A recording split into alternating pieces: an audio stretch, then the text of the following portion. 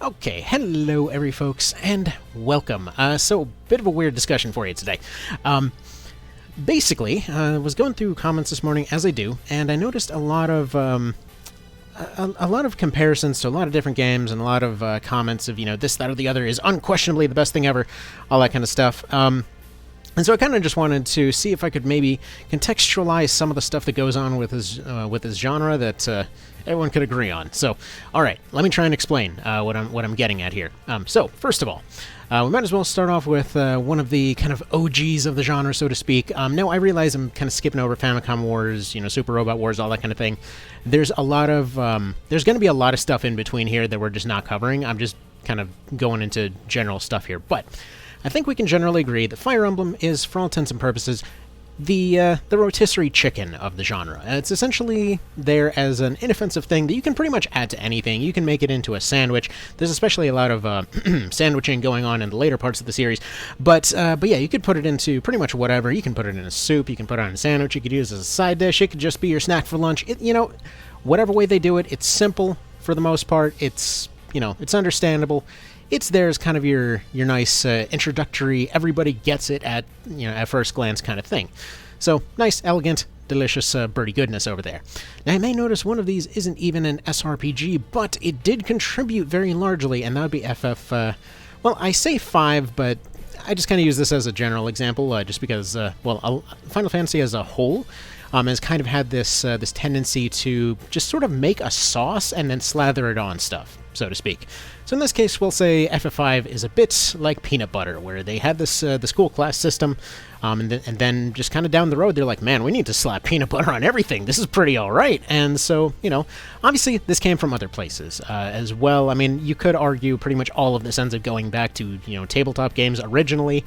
I mean, the entire SRPG genre is more or less, hey, let's take the tabletop thing that isometric RPGs tried to do, and then just kind of boil it down a little farther, and then sometimes they focus on the writing, sometimes they don't. It's all over the dang place. But specifically, these are the ones I tend to hear the most about. So the reason that I mention this is because then we take a look at the original Tactics Ogre here, and that is functionally like a layered chocolate cake. It's essentially got a bunch of delicious chocolatey goodness on there, but it's got different layers. It's got different things that different folks want, but it's got that nice, chocolatey story going on. It's got that excellent writing. And, around the point when that thing was made, some producers were running around and saying, hey, you know what, that was pretty sweet. We want some of that, and we want to take some of our existing stuff, and we need to make the Reese's Peanut Butter Cup that is FFT. And, I mean, basically, it is exactly what it sounds like. They scraped off some of the chocolate from the mechanics and story from Tactics Ogre. They took the peanut butter from Final Fantasy, and they smushed it over here. And, sometimes you're in the mood for a peanut butter cup. It's definitely not the most complicated thing out there, but it's a cool combination of a few different ideas that they had. I specifically mention this as a peanut butter cup here because in many cases, it tends to be a bit oversold as the greatest and fanciest thing ever created. And I will say, personally, I feel like its remake is a bit like a deep-fried peanut butter cup that you get over in Georgia, where essentially they've added some extra layers and some sugary coating. But long story short, well, just like the frame rate, it's probably going to go a bit down from cardiac arrest. Now, next up, we can talk about its spin-off here a little bit. Again, it's not really an SRPG, but I feel it should be mentioned that this is essentially like a layered peanut butter chocolate cake, where you've essentially taken the stuff that FFT did well, namely the presentation. I will say, as far as actual unique ideas go, when it comes to FFT, its story and mechanics, sure, they came from other places, which means that its actual main contribution to everything was its presentation, its punch. I'm sure most folks can agree. Seeing the cutscenes, generally was something that was a bit of a treat. There was a lot of impact to everything. There was a lot of hitting to everything. Fun note, by the way, if you were ever wondering that little sound that comes from all the little grabbing noises and things like that, that's actually it's also used for the bow firing animation. But funnily enough, you can actually hear that pretty regularly if you ever train dogs with a leather leash. But I'm pretty sure that's where they got that sound effect from. But essentially, Vagrant Story doubles down on that particular thing, going for some very extreme production values. In fact, I've heard many folks say that it's better production than Metal Gear Solid. And yeah, it's a very impressive piece there. Whether or not you get get sick of some of the mechanics is kind of up to anyone's guess, but it is one hell of a treat. I would recommend going through it even as a novelty, if nothing else, because it is absolutely incredible. Now, next up on the list, we have the Tactics Ogre Remake. Essentially, we're going to go ahead and say that this is essentially a filet mignon with a coffee bourbon sauce. Now, I specifically mention this because there is a lot of meat in there. There's still that nice sweet coating of that excellent writing, as well as some of those interesting mechanics. But there's so much more meat to this one. It's so barely removed from an isometric RPG that if it wasn't on a chessboard, it basically would be like a Pillars or an Icewind Dale or any of those, because there's so much more than many people realize. And well, that's a little bit of a sad thing, because one thing I've noticed way too often is that folks will go through it, they'll give it a quick glance, they will play it as if it was FFT, and then decide, you know what, meat is meat, this thing is essentially a Big Mac. There's so much more there, so I will say, if as a personal recommendation, if you have seen that particular situation, if you have gone in and thought, hey, I just need to cross-class everything all the time, this is the only mechanic that ever exists in this entire genre, there's more to it. There's a lot more meat in that particular dish. There's a lot more deliciousness to be had. Just know that at every level, there's more to explore. It has been 11 years since that game came out, and even up till last week, despite running it near non-stop for over a decade, we're still discovering new mechanics. I mean, it is ridiculous how much stuff is actually in there. Anyway, moving on.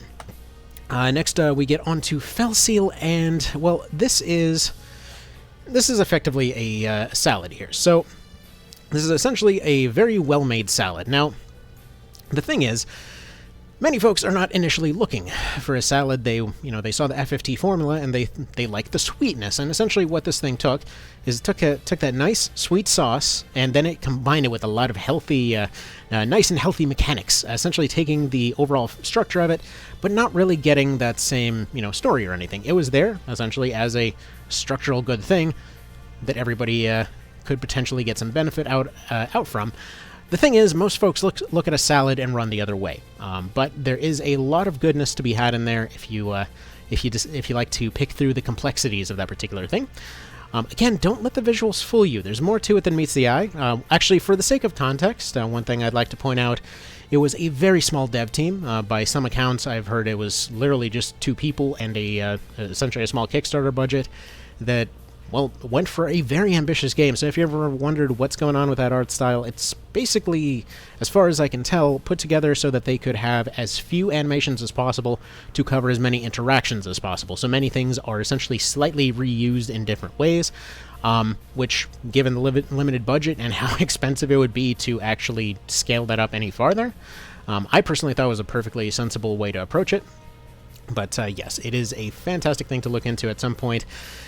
And then we have to talk about the new kid on the block, the one that's coming up next year. I really hope they do well.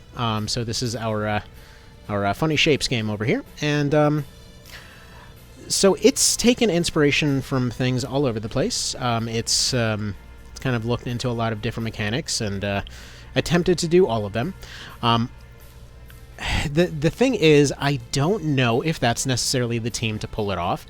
I hope they do, because it'll be really cool if they nail it. However, currently, it's looking a bit like a turducken, where essentially they've taken the look of Fire Emblem, they've taken some of the meat of Tactics Ogre, they've taken some of the sweetness of FFT, just kind of drizzled it in there.